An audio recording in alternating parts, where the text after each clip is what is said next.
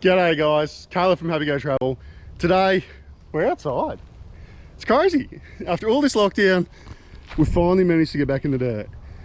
Today, I want to talk to you about suspension.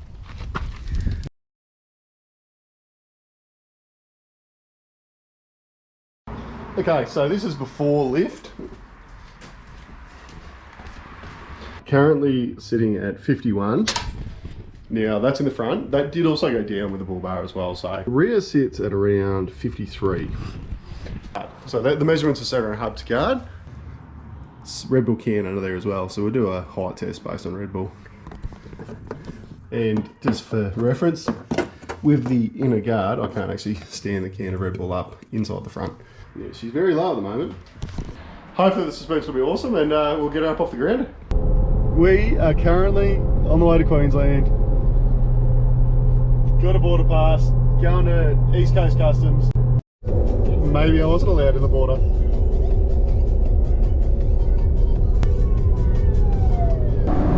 Bloody fun police, speed camera in tunnel. It's alright. Gotta slow down for our tunnel run.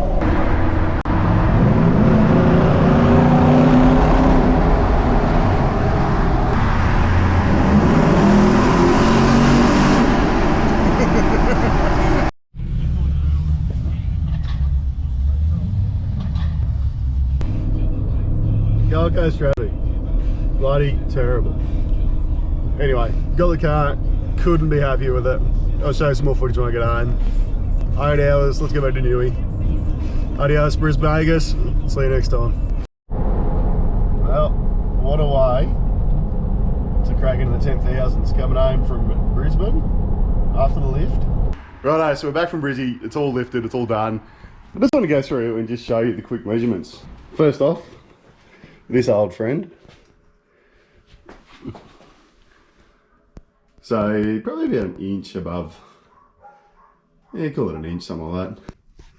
And the fact we can actually get it under there now, so almost just standing up.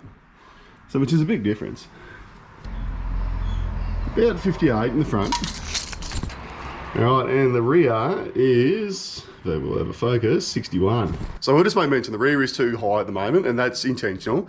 So the springs in the back are to take the weight of the Raslo bar. The Raslo bar is getting currently built this week, so a couple of weeks, that'll sort itself out and that'll be right. But as far as stance goes, holy shit. Who would have thought a couple of inches would make so much difference? Yeah, it just looks unreal, like that's what it needed. Looks in proportion, that's the main thing, it looks in proportion.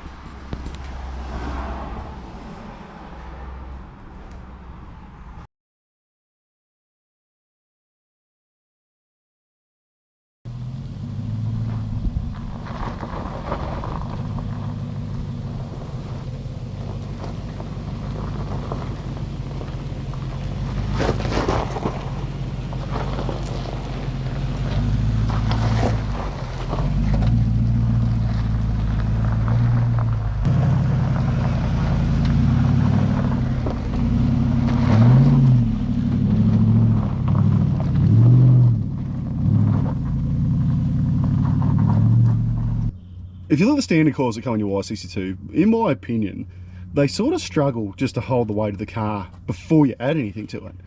So you're never going to have the right spring rate. About 60 plus kilos of bull bar, you've got a winch in there, you've got a set of lights, a couple of sets of lights, you've got bash plates.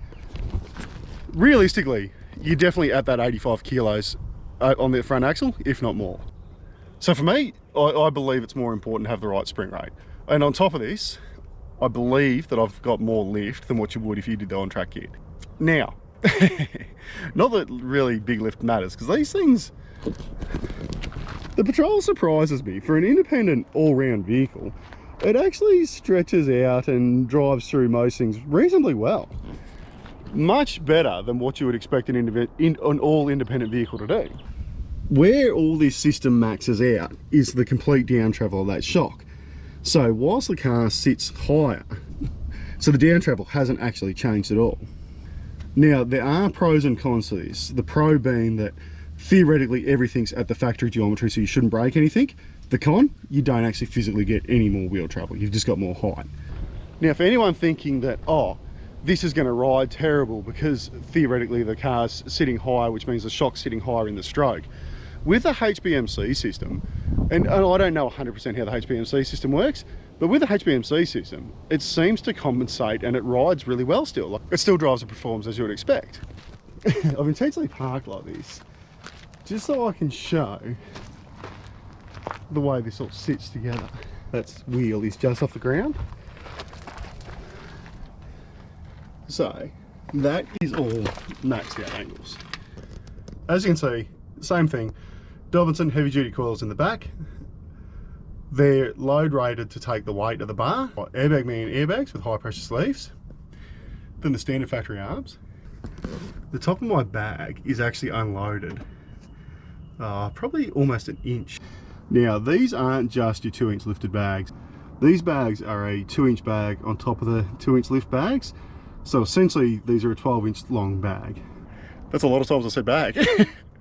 The reason you need a longer bag, you imagine this is your coil. So with your airbag sitting in the middle, as your coil goes up, it unloads that airbag, because the airbags don't actually stretch up and down, they just expand out, and that's what gives you the extra load rating. If you imagine you've got your airbag sitting in a coil like this, and if you go over a rut, as the car comes up, it extends the coil, but you've only got an airbag sitting in the middle that's that big. So what actually happens is as your car comes down, the spring rate technically changes because it hits that airbag. So if that airbag's got 60 psi in it, it's going to be hard. So it'll come down and it'll hit that airbag. And what it does with them lower arms, because they're not very strong, it actually shock loads them lower arms. So overall, am I happy with it? I love it. I think it's great, and I would do it this way again. Just having the right spring rate in the front is a massive thing for me. I'd love the extra travel, but getting used to driving an auto V8 off-road, having the standard factory geometry, it's probably the right decision for me right now. Now, what does the future hold? Because like I say, a build is never done until it's sold. I think later on down the track, we'll end up with some form of strengthened rear arm. I hope it's the alloy billet ones, but I don't know if I'm willing to spend that much money just yet. I'm actually thinking I will play around with the front. Now, not that it needs it. What I would like to do is, if Dash Off-Road release their 1-inch Smurf lift lower control arms, I think I'm going to get a set of that. You'll get that little bit extra down travel, but because it's a 1-inch and not a 2-inch, it's not going to max everything out. I think with the East Coast Customs lift and that 1-inch arm, I think that would be a good setup. Obviously, if I do that, I will end up throwing upper control arms in as well, because the more travel is likely going to bring that upper control arm. It's got more potential to hit the coil. You put a little bit of UCAs in, generally you'll end up with a little bit more adjustment as well. So I think that'll be the plans for the front. So the way it rides, it's a little bit stiffer as you'd expect from heavier duty springs, but for the most part, it's still a very comfortable ride. So I think the HBMC system does a good job of just balancing out with the heavier duty coils. So that's my lift in the Patrol. If you want to look into doing the same suspension as me, I'll link East Coast Customs down below because I believe they did an unreal job. As always, I'd love to hear your thoughts and opinions. Anything, comment it below. If you like what you see, feel free to subscribe. And until next time, guys, go travel.